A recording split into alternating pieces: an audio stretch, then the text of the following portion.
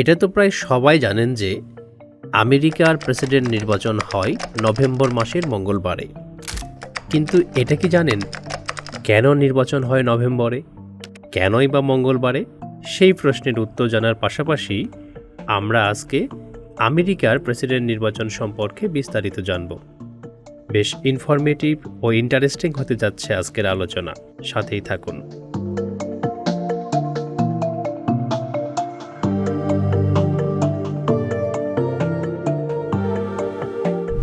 আমেরিকার প্রেসিডেন্ট নির্বাচন হয় একটি জটিল সাইকেলের মধ্য দিয়ে। একে একে আমরা নির্বাচন সাইকেলের সবগুলো ধাপ আলোচনা করব। পাশাপাশি নির্বাচন সংক্রান্ত কিছু গুরুত্বপূর্ণ পরিভাষা আলাদা করে ব্যাখ্যাও করব, যাতে কনফিউশন আর না থাকে।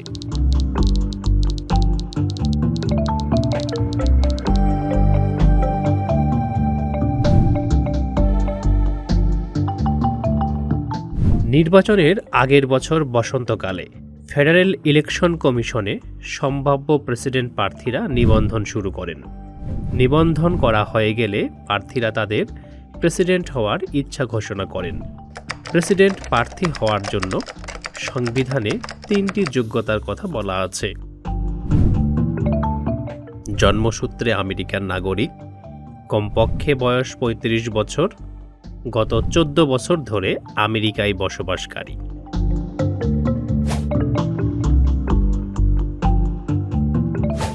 নির্বাচনের বছর জানুয়ারি থেকে জুন মাস পর্যন্ত অঙ্গরাজ্যগুলো এবং রাজনৈতিক দলগুলো প্রাইমারি এবং ককাস আয়োজন করে।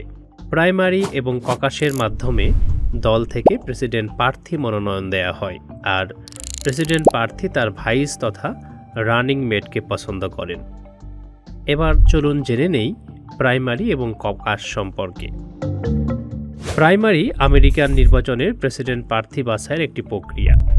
50টি অঙ্গরাজ্যের মধ্যে 34টিতে এই প্রক্রিয়ায় প্রার্থী বাছাই করা হয়। প্রাইমারিতে লোকজন ভোট দিয়ে দলীয় প্রার্থী নির্বাচন করে থাকেন। ককাস মানে জড়ো হওয়া। দলীয় লোকজন জেলা পর্যায়ে, প্রিসিংক্ট পর্যায়ে কিংবা স্টেট পর্যায়ে সমবেত হয়ে নিজ দল থেকে প্রার্থী বাছাই করেন ককাসের মাধ্যমে। কিছু ককাস গোপন ব্যালটে প্রার্থী বাছাই করে। ককাসের সাথে প্রাইমারির পার্থক্য হচ্ছে, ককাসে ভোট নাও হতে পারে, কিন্তু প্রাইমারিতে অবশ্যই ভোট হতে হবে।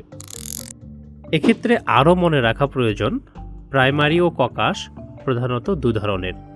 উন্মুক্ত ককাস বা প্রাইমারিতে অংশ নিতে নিবন্ধনের প্রয়োজন হয় না, কিন্তু আবদ্ধ প্রাইমারি বা ককাসে অংশ নিতে দলীয় নিবন্ধন প্রয়োজন পড়ে।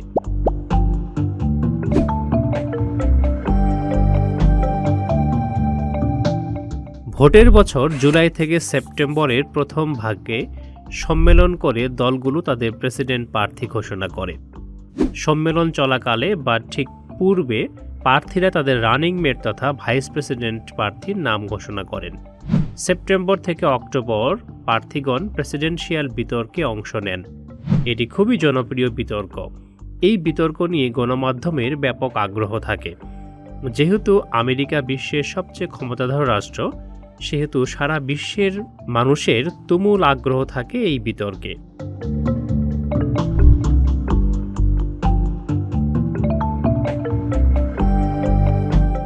নভেম্বরের প্রথম সোমবারের পরদিন মঙ্গলবারে প্রেসিডেন্ট নির্বাচন অনুষ্ঠিত হয়।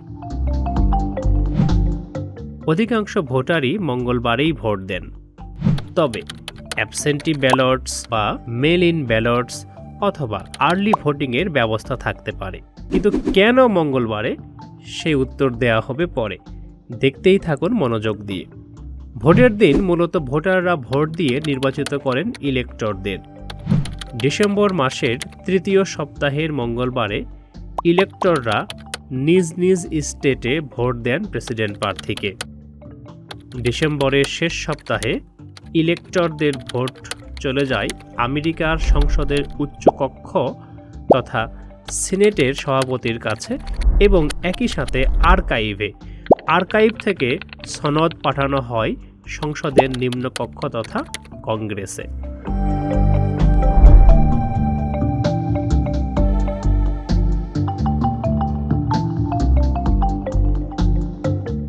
ভোটের পরের বছর জানুয়ারি মাসের প্রথম সপ্তাহে কংগ্রেস গণনা করে দেখেন যে কোন প্রার্থী কতটি ইলেক্টর ভোট পেয়েছেন। যিনি 270 ইলেক্টর বা তার বেশি পাবেন তিনি বিজয়ী হবেন। যদি কোনো প্রেসিডেন্ট প্রার্থী 270 ইলেক্টর না পান তাহলে কংগ্রেস মেজরিটি ভোটে প্রেসিডেন্টকে নির্বাচিত করবেন। অন্যদিকে সিনেট নির্বাচিত করবে ভাইস প্রেসিডেন্টকে। জানুয়ারি মাসের 20 তারিখে নতুন প্রেসিডেন্ট শপথ গ্রহণের মাধ্যমে দায়িত্ব গ্রহণ করবেন 4 বছরের জন্য। তাহলে আমরা দেখলাম যে ভোটার ভোট দিয়ে প্রথমে ইলেক্টর নির্বাচিত করে, আর ইলেক্টরদের ভোটে নির্বাচিত হয় প্রেসিডেন্ট। ইলেক্টরদের সমষ্টিকে বলা হয় ইলেকটোরাল কলেজ। আমেরিকার 50টি অঙ্গরাজ্য থেকে 535টি এবং রাজধানী ওয়াশিংটন ডিসি থেকে 3টি, অর্থাৎ মোট 538টি ইলেক্টর আছে। কারা হন ইলেকটোরাল কলেজ সদস্য বা ইলেক্টর? এমন ব্যক্তি যারা কংগ্রেসম্যান নন, এমন ব্যক্তি যারা সরকারি কর্মকর্তা বা কর্মচারী নন। আমেরিকার নির্বাচন সংক্রান্ত একটি জনপ্রিয় পরিভাষা হচ্ছে উইনার টেকস অল।